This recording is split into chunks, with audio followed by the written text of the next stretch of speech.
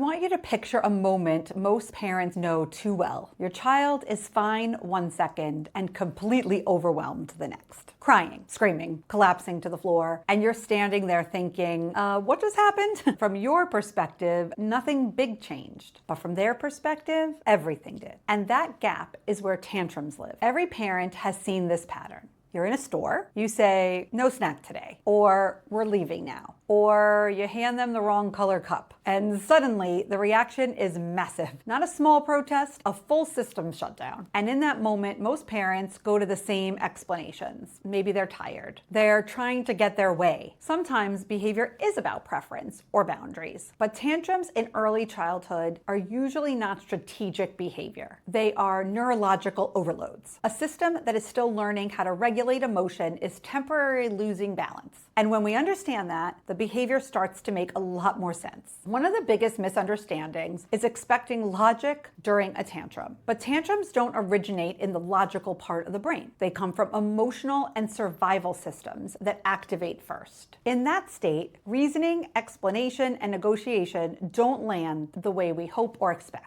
Because the brain is not in a reasoning mode. It's in a regulation recovery mode. You can't logic a nervous system back into balance. Children feel emotions strongly very early in development, but the systems that help manage those emotions develop later. So you have a child who can feel frustration, disappointment, and desire at full intensity, but doesn't yet have the internal tools to organize those feelings. That mismatch is what creates this explosion. Big feelings arrive before big control. To adults, being given the wrong snack or the wrong cup feels minor, but to a toddler, it can represent loss of control, unexpected change, a break in expectation, a shift they didn't initiate. Young children rely heavily on predictability to feel secure. So when that predictability breaks, the reaction can be disproportionate to the trigger. But internally, it's not disproportionate at all. It's not small to them, it's just small to us. One of the hardest moments for parents is trying to explain or teach during a tantrum. But during emotional overload, language processing drops, attention narrows, and the brain prioritizes survival level regulation over comprehension. So even the best explanation often doesn't land. That's why it feels like nothing is working in the moment. Because in that moment, connection matters more than correction. Teaching happens after regulation, not during the chaos. Before a child can calm themselves, they borrow calm from an adult. That's called co-regulation. Your tone, your presence, your pacing, not